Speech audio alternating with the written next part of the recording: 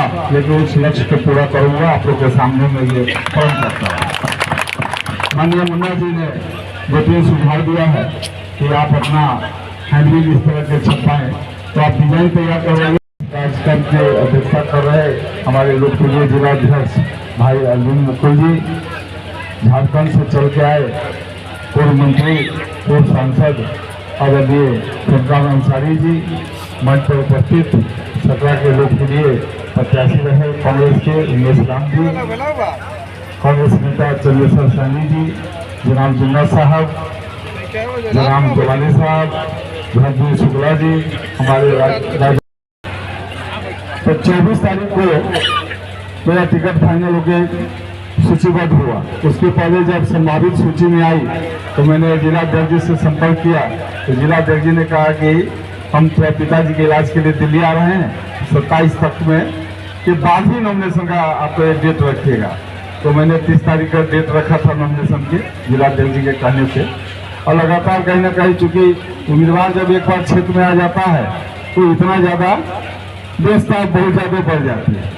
मैंने जिलाध्यक्ष जी को आग्रह किया कि एक कम से कम जिला कार्यकर्ता सम्मेलन यहाँ पर जब रखिए, तमाम लोग को बुलाइए, तो कम से कम एक दूसरे को चेहरा देख के पहचान तो सके। अगर क्षेत्र में हम जाते हैं, कोई वरिष्ठ नेता से मिलते हैं, अगर वो हमको नहीं पहचान पाया, हम नहीं पहचाने तो वो अलग बात है, लेकिन वो हमको नहीं पहचान पाया तो परेशानी होगी। तो इसीलिए मैंने परिचय के लिए ये सम्मेलन रखा है कि आप लोग, ऐसे तो सब लोग जानते ही हैं, टीवी में, न्यूज़ में, वीडियो में सब लोग जानते हैं, लेकिन एक सम्मान के साथ परिचय सम्मेलन भी बहुत जरूरी है। भाइयों, आज मुजफ्फरपुर जिला का कार्यकर्ता सम्मेलन कराया गया, जिसमें प्रत्याशी, कांग्रेस के प्रत्याशी, जितने भी वरिष्ठ नेतागण, जितने भी प्रकोष्ठ के हैं, सभी के अध्यक्ष, प्रखंड अध्यक्ष, तमाम वरिष्ठ नेतागण भी उपस्थित थे। पूर्व केंद्रीय मंत्री उषा सिन्हा जी भी आई थी, झारखंड से यहाँ के प्रभारी फुलराम अंसारी जी भी आए थे। सभी कांग्रेस कर्ताओं में बहुत जोश है, चुनाव का माहौल बहुत बढ़िया हो गया है, सभी लोग जितोड़ मेहनत कर रहे हैं और ये चुनाव हम लोग जीतने का लक्ष्य निर्धारित कर चुके हैं कि हर हालत में हम लोग चुनाव जीतेंगे। गठबंधन के जितने भी हमारे सहयोगी हैं, आरजेडी, वीआईपी, वाम दल समेत सभी लोग जितोड़ मेहनत कर रहे हैं और सभी लोग एक दूसरे का सहयोग भी कर रहे हैं। बड़े बड़े स्टार प्रचारक पहुंच रहे हैं, कितना चुनौती रहेगा? स्टार प्रचारक तो पहुंच रहे हैं, लेकिन भीड़ कहाँ हो रही है? जो विपक्षी पार्टियां, एनडीए की पार्टियां में स्टार प्रचारक तो बहुत हैं, लेकिन भीड़ नहीं हो रही है। और दूसरी तरफ हम लोग का जब कार्यक्रम होता है तो इतनी ज़्यादा भीड़ हो जाती है कि कार्यकर्ता को जगह नहीं मिलती है, मंच तक टूटने लगता है। तो बहुत सारा उत्साह हो गया है लोग में। लेकिन सम्राट चौधरी कह रहे हैं कि जमानत जब्त हो जाएगा इस बार आप लोग का। ये सम्राट चौधरी अभी ताजे प्रदेश का अध्यक्ष बने हैं, उनको अभी अनुभव नहीं है।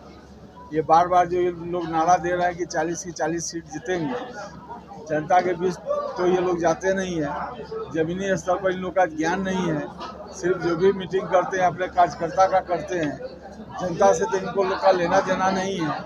सिर्फ दो ही चीज़ की चर्चा करते हैं, 2014 में जो प्रधानमंत्री उज्ज्वला योजना है, अभी तक उसी पर अटके पड़े हैं। और एक योजना का चर्चा करते हैं कि हर घर में 5 किलो अनाज दे रहे हैं। तो जो अनाज दे रहे हैं, तो 2014 में जब कांग्रेस की सरकार का कार्यकाल पूरा हुआ था, उस समय इनकी सरकार बनी थी, तो उस समय का महंगाई रेशियो देख लीजिए, अभी का महंगाई रेशियो देख लीजिए, अब फर्क दोनों में तुलना कीजिए कि क्या हम लोग खो रहे हैं, देश की जनता क्या खो रही है।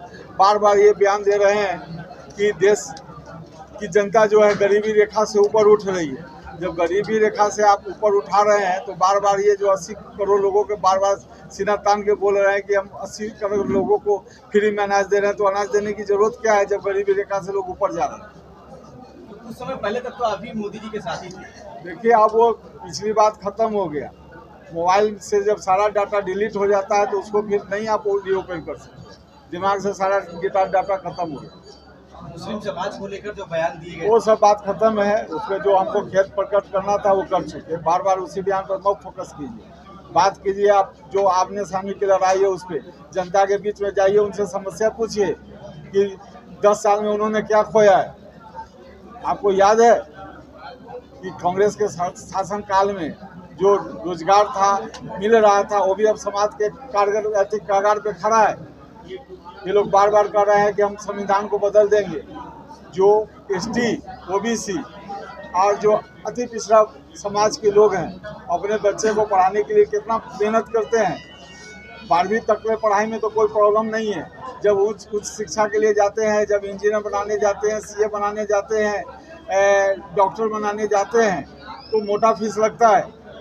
लोग अपना तो एजुकेशन लोन लेके ज़मीन गिरवी रख के मकान गिरवी करके बच्चे को तो पढ़ा लेते हैं, लेकिन रोजगार का अवसर तो खत्म हो गया। सरकार कहती है कि हम कॉन्ट्रैक्ट बेसिस पे बहाल करेंगे। तो जो आदमी का लाखों रुपया डिग्री लेने में लगा है उसको हम नौकरी आप 30,000 या 40,000 के दीजिएगा तो कहाँ से कम करेगा।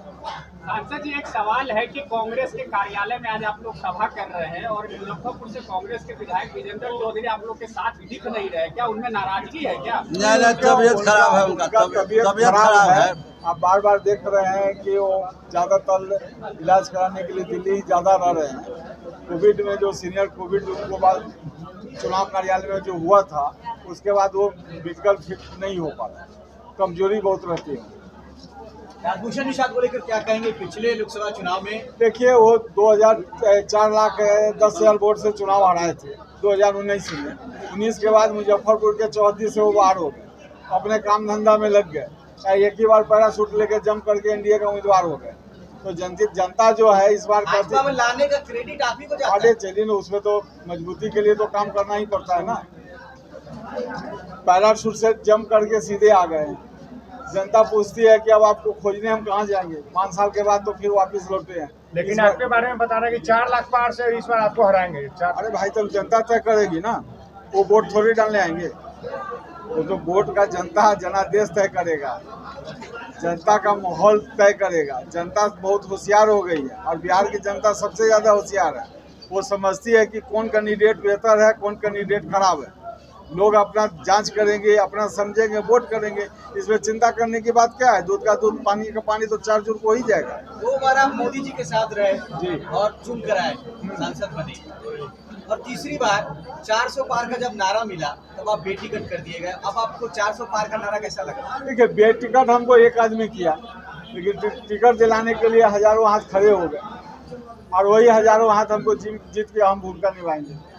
400 पार का नारा और 40 के 40 बिहार में जीतने का दावा है, उस पर क्या कहेंगे? 400 का नारा जो है वो खत्म हो चुका है। अब जो आप देखेंगे, जो नया जो भी भाषण सुनेंगे उसमें 400 का नारा कोई भाजपा नहीं लगा रही है। जहाँ तक बिहार में 40 सीट की बात है, अहंकार आदमी को रसातल में ले जाता है। तो बीजेपी बिहार को भी रसातल में लेके जाएगा। और सबसे बड़ी बात, 4 जून के बाद रिजल्ट जब आएगा तो रिजाइन कौन करेगा, एक्सेप्ट कौन करेगा कि हमारे कारण हार हो गई, ये बड़ा प्रश्न है। चलिए, धन्यवाद।